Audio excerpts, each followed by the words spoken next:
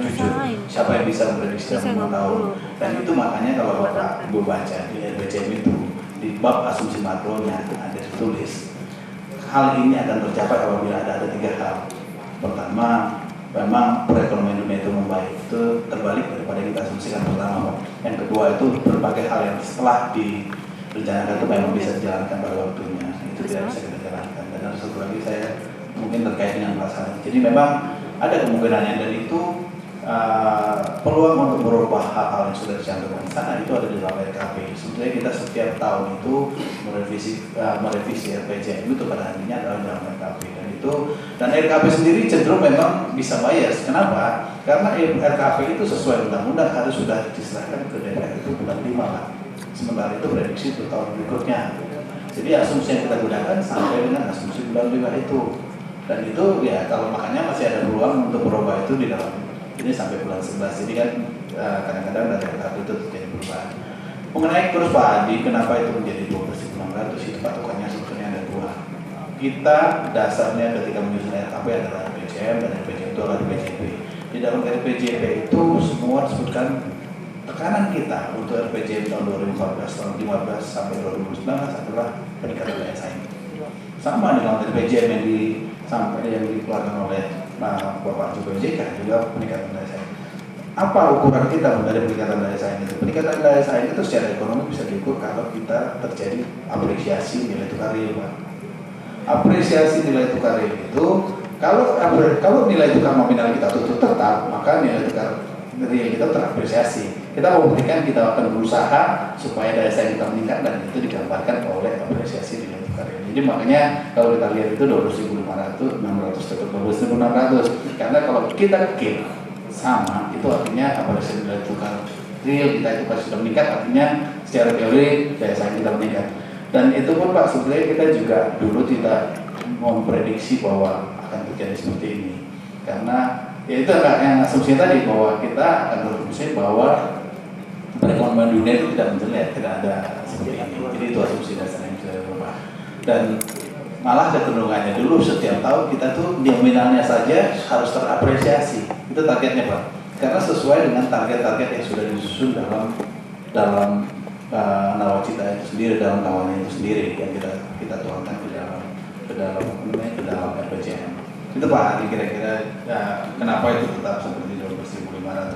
Dan saya setuju Pak, memang bank kecil itu, bank itu memang cenderung lebih suka pada kecil. Kita suka melakukan penelitian itu juga, tapi kan itu terkait dengan regulasi yang ada Pak. Makanya Pak Eki yang dengan Bank Indonesia itu kan sebetulnya kan ketat juga sebetulnya, kolateral seperti apa, segala macam seperti apa.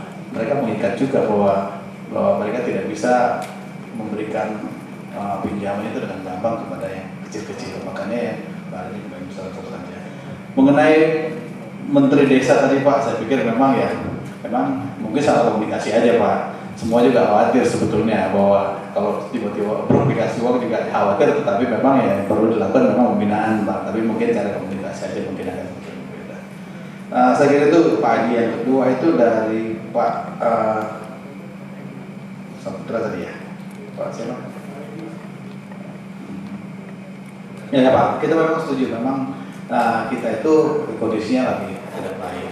Tapi itu yang selalu juga ditekan oleh teman-teman di tempat saya, itu bahwa kita harus bisa konsolidasi. Makanya kita sekarang lihat juga banyak orang bolong-bolong menjadi prediktor yang tepat. Dia bilang saya yakin dolar itu akan 14,5. Menurut perkiraan dolar saya bagus. Secara hitungan, sebetulnya ini secara hitungan kita coba hitung, itu memang kan nilai equilibriumnya ada di 13.000 sampai 13.500.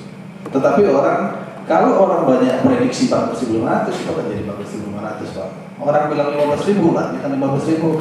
Ya gampangnya saja, kalau misalkan dikatakan, apalagi orang yang sudah public figure bilang, oh ini saya pikir akan 15.000, orang loh itu betul. Maka ngapain saya sekarang saya beli dolar. Saya beli dolar, supaya saya tahan nanti 15.000 saya jual.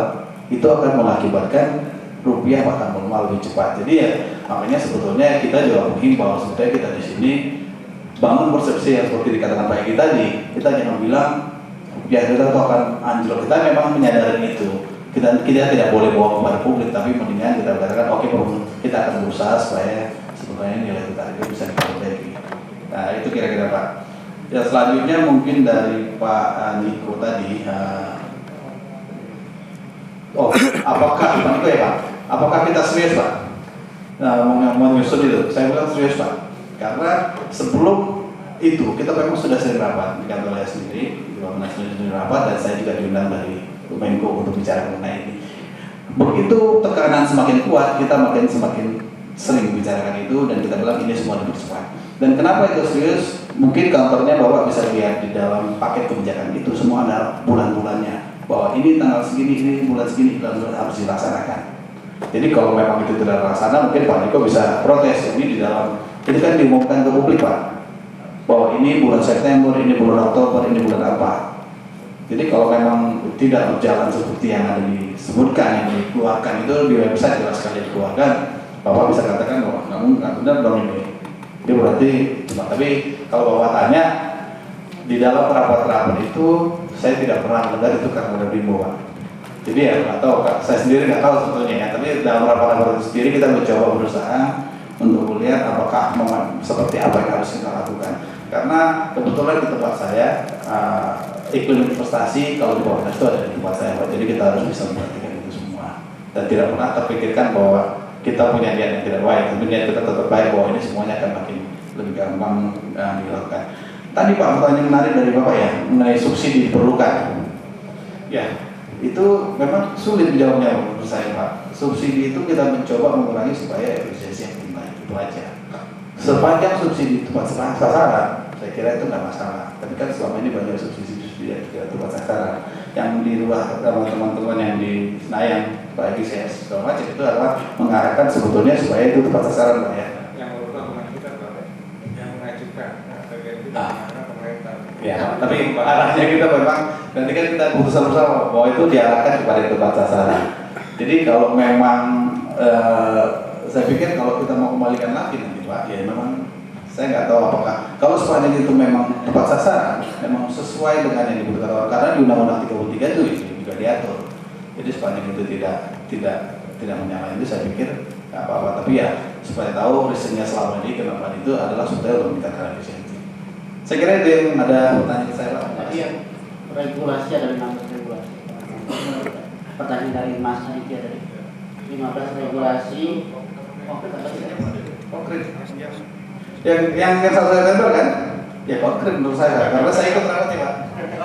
Tapi makanya saya bilang, saya tidak mendengar tadi kan Pak Niko bilang itu bukan karena mau demo.